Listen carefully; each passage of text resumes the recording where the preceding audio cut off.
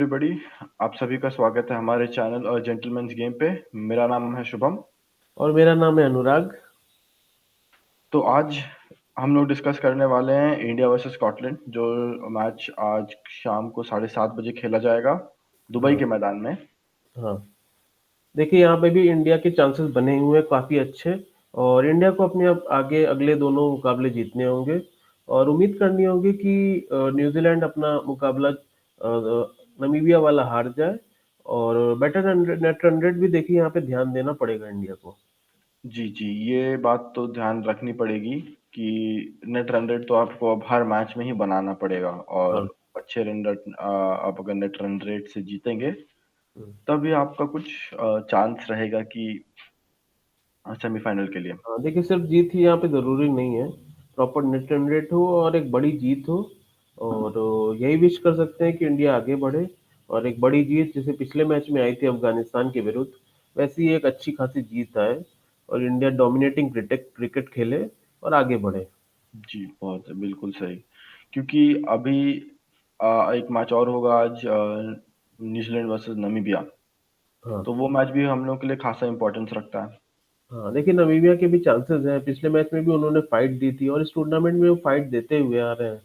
तो मुझे लगता है कि अगर नामीबिया अपने फुल पोटेंशियल पे खेले और अच्छी फाइट दे, तो ये न्यूजीलैंड टीम भी अंडर प्रेशर आ सकती है और चांसेस हो सकते हैं नामीबिया के जीत के।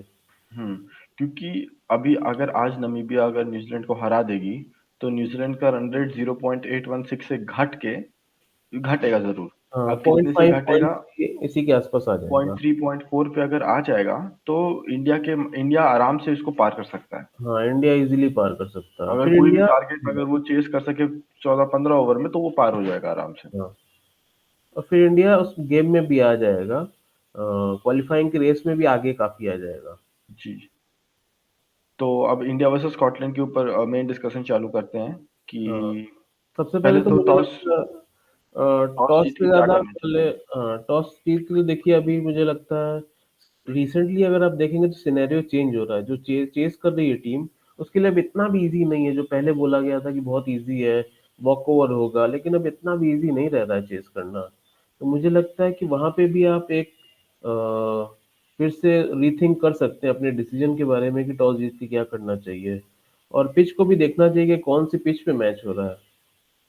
जी जी, पर मैं तो अभी भी यही कहूंगा कि अगर टॉस आप जीत जाएं तो बैटिंग ले सॉरी आप चेस करना पसंद करें।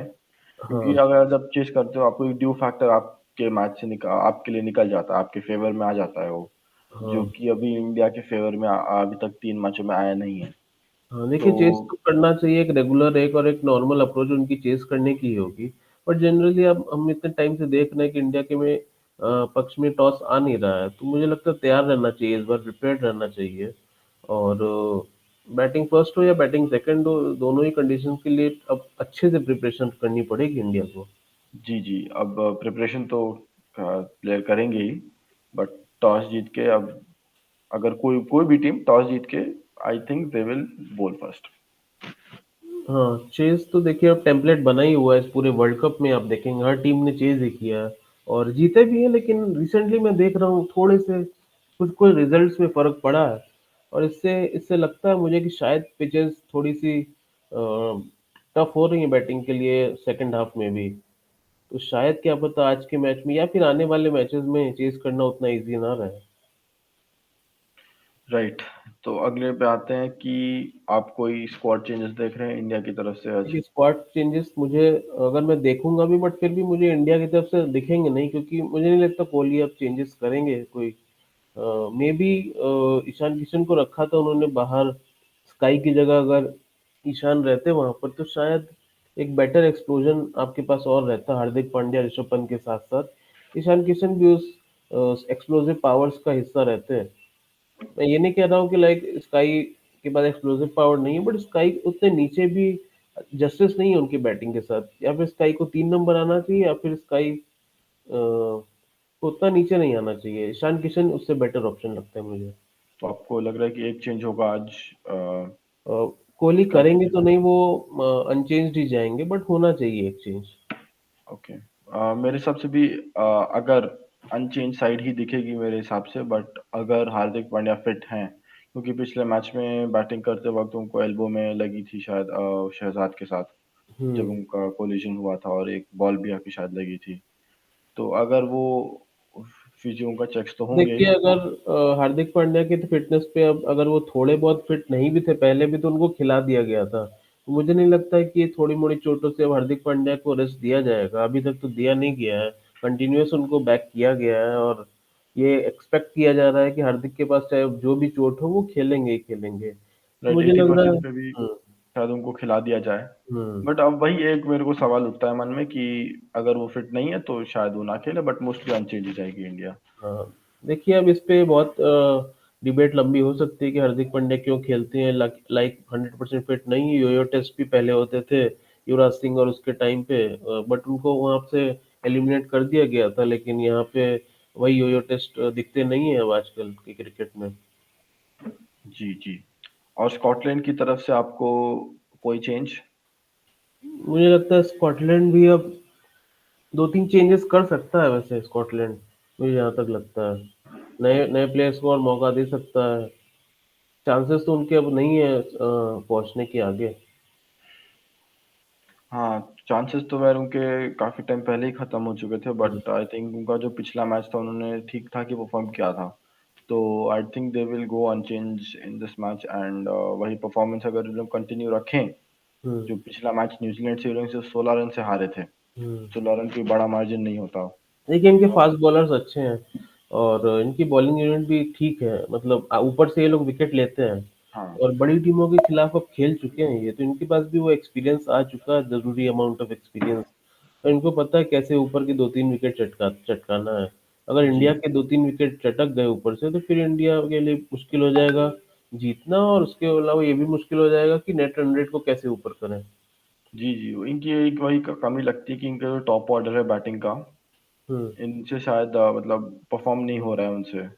तो अगर उनमें से एक या दो लोग थोड़ा फायर करके क्विक फायर फॉर 30-40 रन बना दें, तो स्कॉटलैंड डेफिनेटली मैच जीत सकता है, क्योंकि पिछले मैच में यही सिनेरियो था। हम्म। लास्ट तक कोई टिका नहीं था, कोई सेट बैट्समैन इनके देखिए पास था बैटिंग नहीं। में तो इनएक्सपीरियंस है अभी भी इनके में, और ये खेलने के साथ साथ ही आएगा, लेकिन मुझे लगता है एक एंड अगर इनका सॉलिड हो जाए, रिजिड रहे और कोई टिका रहे और चला के कोई खेले वहां पे सिंगल सिंगल, तो मुझे लगता है तब जाके बाकी प्लेयर्स एक्सप्लोसिव बैटिंग कर सकते हैं इनके पास। जी जी।